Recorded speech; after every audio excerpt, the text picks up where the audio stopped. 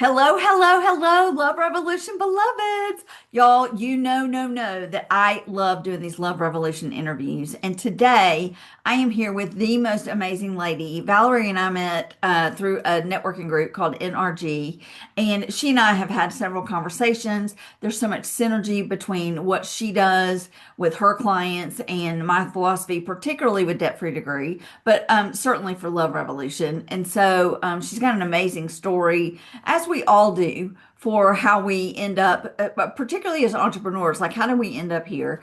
And her story is really, really amazing. And so, with that, Valorie, welcome to Love Revolution. We're delighted you're here.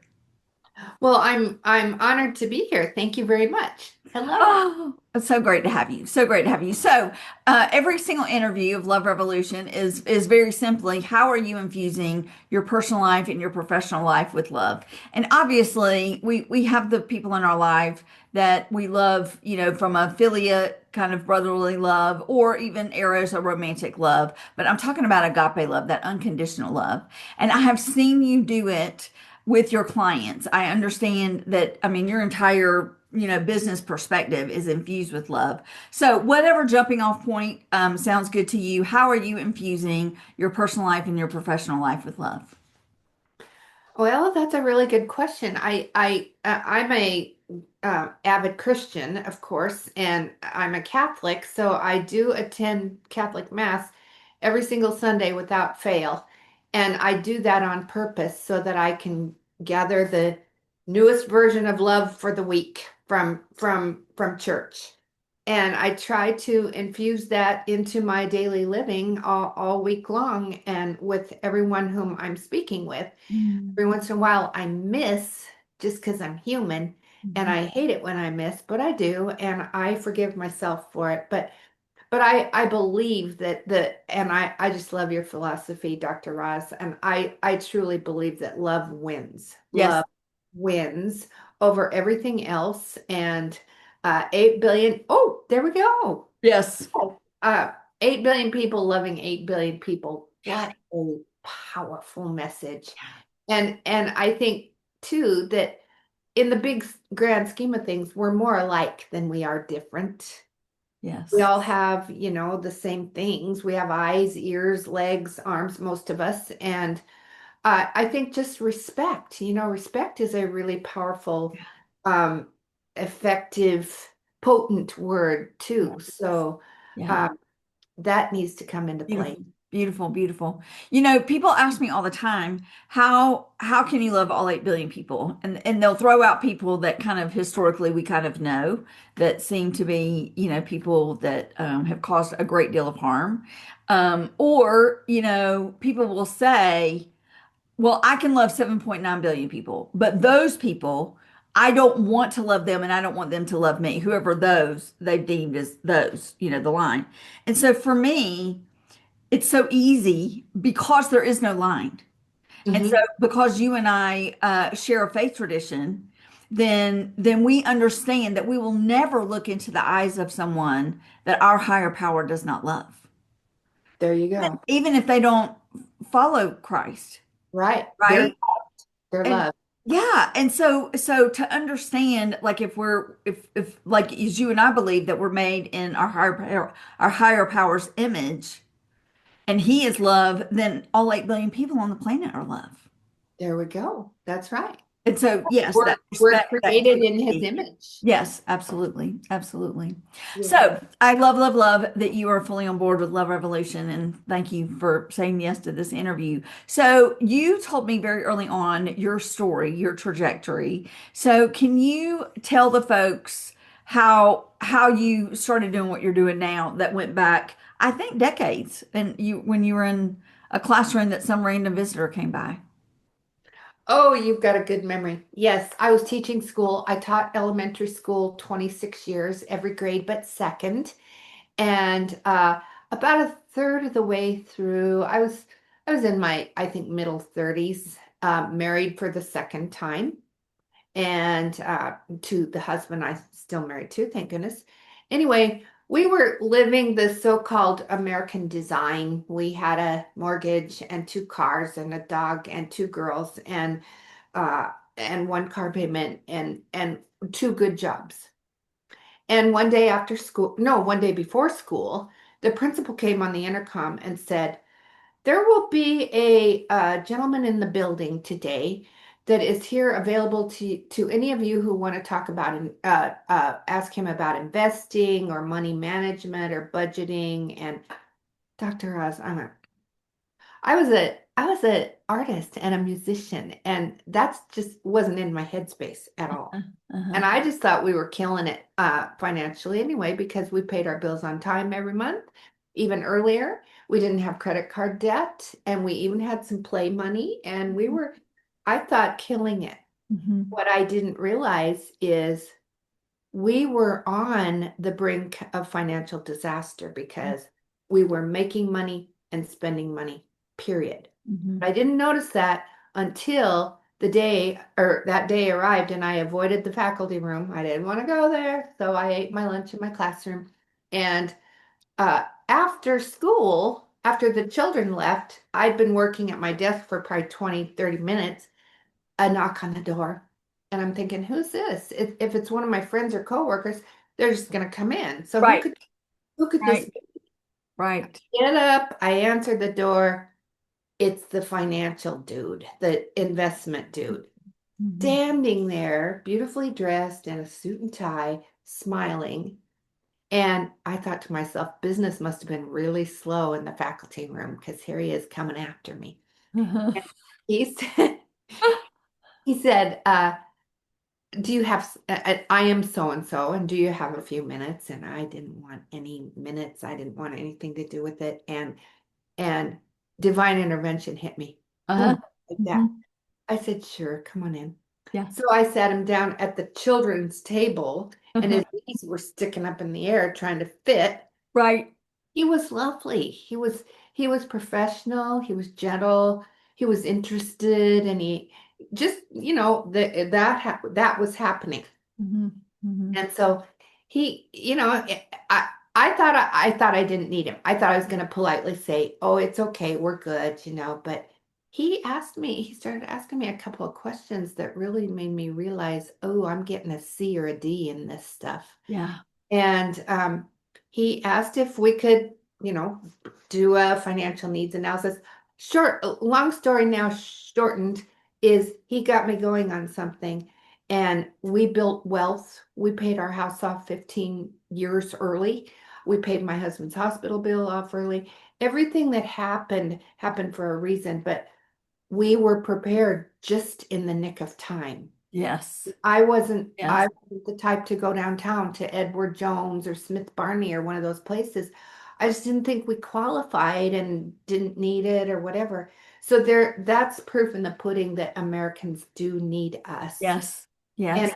And when you're talking about love revolution, I think God wants us wealthy.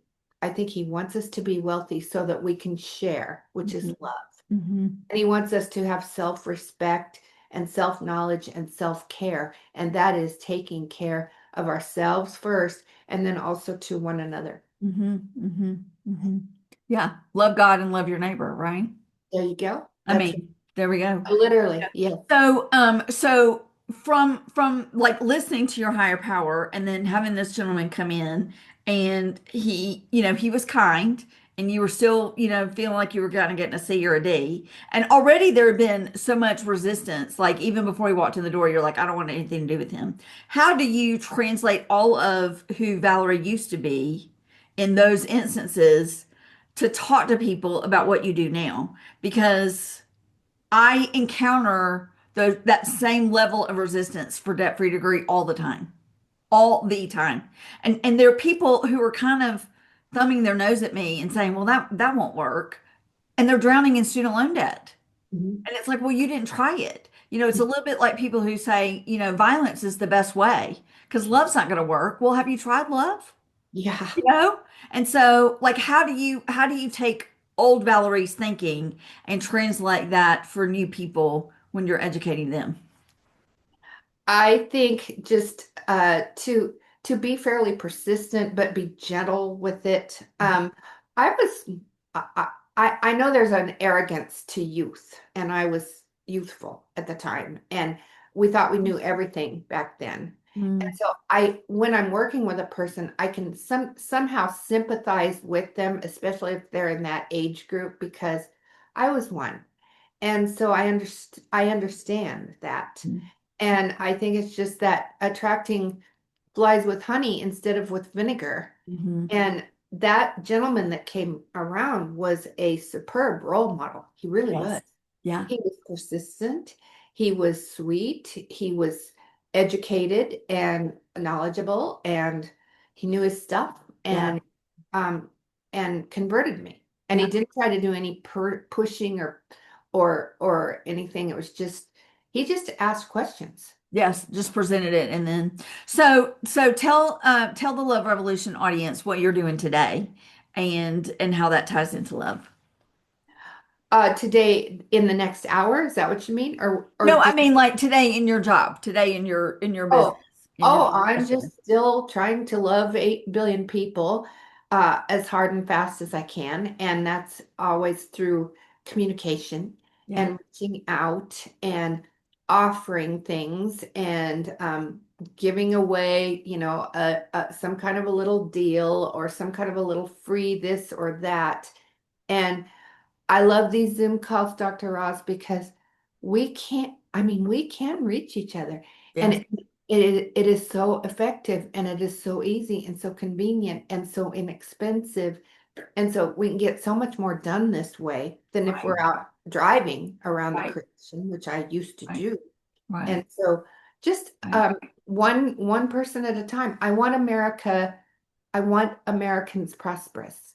Hmm. And I want them prosperous without having to depend on anybody else. Hmm. As long as they have income, they can be. As Hmm. long as they have income, they can be. It might take them a little longer than someone else, but they can be. Hmm. And I fervently believe that we owe it to ourselves to love ourselves enough to do this for Yeah. ourselves so we can spread it to others. Yeah. Yeah. Yeah. And I assume that the system you have for folks here in the U.S. can be extrapolated out to other countries, that it's not only the U.S. Well, yes and no. It can be extrapolated, but not directly. So this is the insurance industry, and it's a highly regulated industry. Gotcha. And and, Okay. and they have to be US citizens. I However, now we have all of these people that have immigrated to the United States that are legal, and now they're citizens, but they have family members that are not yet, or whatever, or are in process or whatever. So I do everything I can just to, like I said, reach as many people as I can. Yes. Yes. Yes. Yes. Yes. Yes. So how can folks get in touch with you? I have a website. Shall I put it in the chat? You can, I mean, it's not gonna, the chat won't be recorded Oh, okay. for the video. So if you want to just say your website. Yes, it's wealth with www.wealthwithvalor, VALOR.com. And I chose it because it's the base part of my name. My dad told me that they called me Valor because it means courage. Mhm. And it takes guts. It takes courage to get out of that black hole that you're currently in, thinking you can't do this stuff or you don't need this stuff. You can and you do need it. And so I called my company wealthwithvalor.com. Yes, yes, yes, yes. I love it. I love it. I love it. I love you. I think you're amazing. I love your heart for others. I love the passion that you share your message. And I love how you just keep showing up for people just constantly. It's just beautiful. Oh, thank you so much, Dr. Roz, and ditto to you. You are just such a beautiful walking example of what you do. You live it. You really do live it, I and want to. it's making a difference in people's lives. And I am very interested in knowing how your debt-free degree works. I'm not going back to college. I've been there, done that twice, and I have 2 degrees. I don't need them, but I still want to see how you do that Yeah, because I really do think that it can correlate with what I do absolutely. because Absolutely. we gotta lay in the provisions. Right, We right, have to lay right. in the provisions Right. in to do what you're saying that you do, the debt-free Exactly. degree. And I hope we talk more about this. Yes, all the time. Yes, yeah. I mean, however it is that you and I can work together, particularly in debt-free degree, absolutely. Because it is. It's all about love yourself, at least for debt-free degree, is love yourself enough to say no to student loans and yes to financial freedom. And ultimately, that's what you're asking. Love yourself enough to make some of these changes and some of these relatively minor shifts that can Yeah. pay off huge dividends. Mhm. So both of that, I mean, we're sharing that. So yeah, We are. that's It's great. good. It's really good. That's And good. and I just do I have one more question and then Sure, sure. so I just think your idea is just powerful, really, really powerful. Thank you. So what teed you up into this debt-free degree idea? Oh, I love that question. And you know what? Nobody ever asked me a question on Love Revolution. So thank you, Valerie. You're the first ever. My parents, when I was born, my parents said you are going to go to college and we don't go into debt for education. So because of that, I earned 3 degrees, including my PhD, and I only took $1,000 in loans.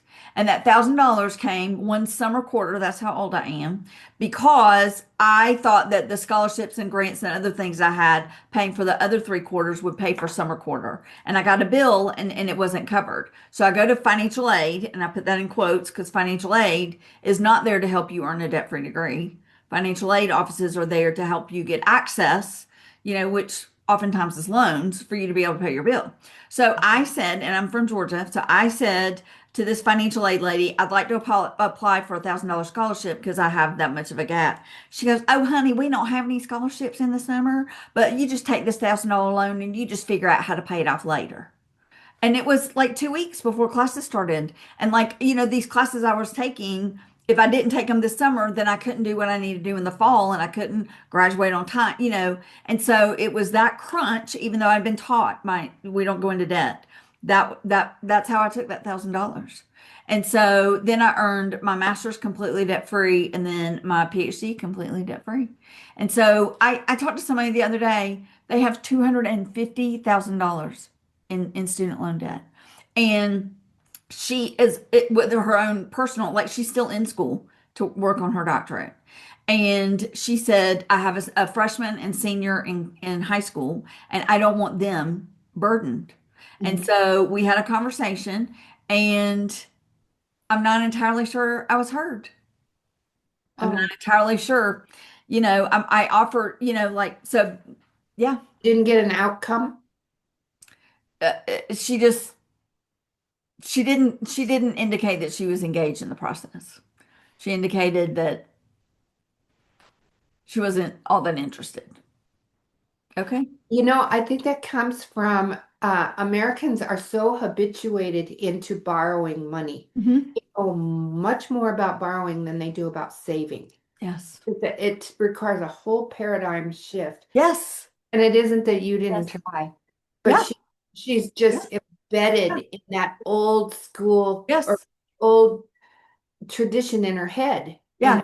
probably, even though you probably explained it beautifully, she just couldn't like flip the switch to Yeah. even turn it on to Yeah. concentrate. Yeah. Now it happens all the time, Valerie, because like one time I gave a debt-free degree webinar, went through the whole, and I give my grit blueprint away. The grit blueprint is a recipe for a debt-free degree. And it's like, we're approaching the holidays. I can give you a recipe and somebody's like, "Elizabeth, why are you giving away your recipe for free?" Well, I can give you the recipe, but you have to go buy the ingredients and assemble the ingredients, and then you got to bake it and you got to be on, like you got to do the thing. Like the Mhm. recipe is just kind of giving you a roadmap. That's Mhm. it. Yeah. The work is like on you. And so I do this debt-free degree webinar, lay out the entire group blueprint. This one lady who attended, she had 2 questions at the end. Number one, how can I find out where's the best rate to get for student loans? I said, I don't know. And she said, how can I? There was something else about student loans. I was like, I don't know. Doing another debt-free degree webinar, this woman was working on her doctorate. She had over $100,000 in student loan debt.